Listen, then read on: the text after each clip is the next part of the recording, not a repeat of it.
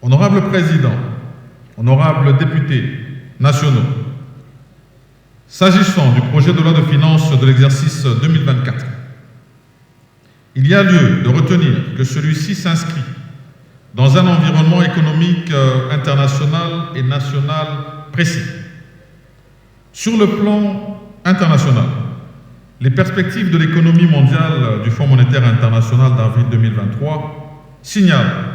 que la croissance mondiale devrait chuter de 3% en 2022 à 2,8% en 2023, avant de s'établir à 3% en 2024. Cette révision à la baisse de la croissance serait justifiée notamment par la guerre en Ukraine et des changements des politiques macroéconomiques opérés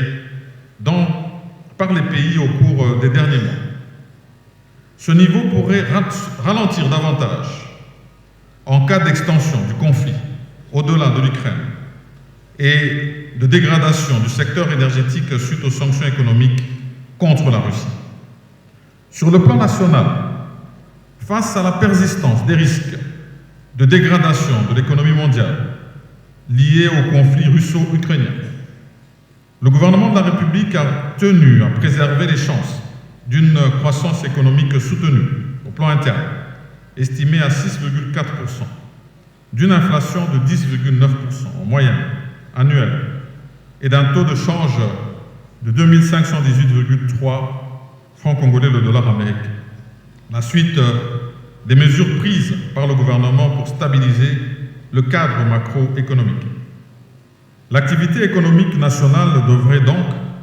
évoluer dans une sphère d'amélioration des conditions intérieures et de bonne tenue des principaux produits de base soutenus par une stabilité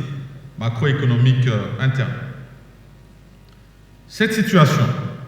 démontre la résilience de l'économie nationale,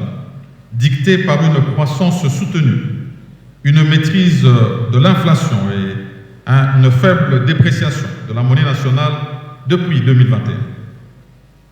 Restant sur le plan national, le contexte d'élaboration de ce projet de loi est marqué par les faits saillants ci-après. Au plan politique, l'organisation des élections présidentielles, législatives nationales, provinciales et municipales, prévues en décembre 2023. Au plan sécuritaire, prorogation de l'état de siège dans la partie est du pays,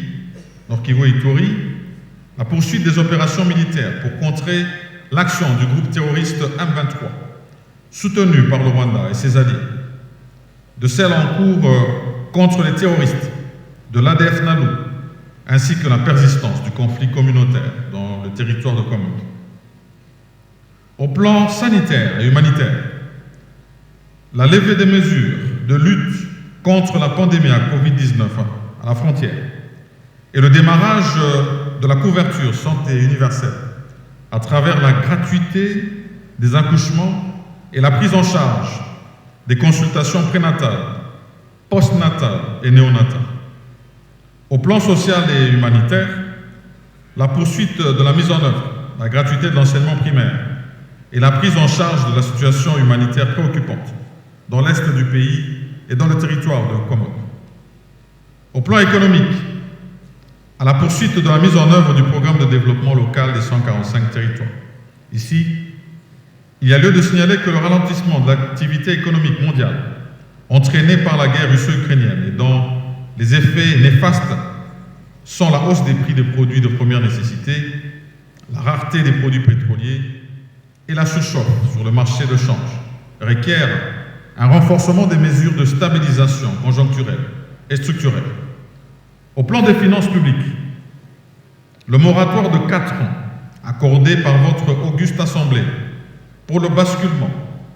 du budget moyen vers le budget programme prévu par la loi relative aux finances publiques,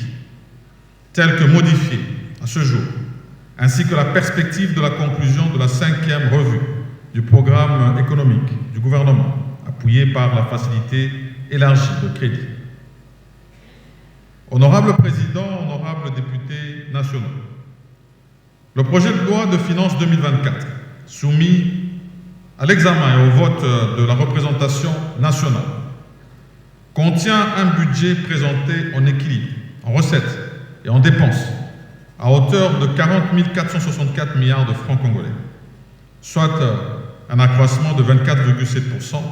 par rapport au budget de l'exercice 2023, chiffré à 32 457 milliards de francs congolais.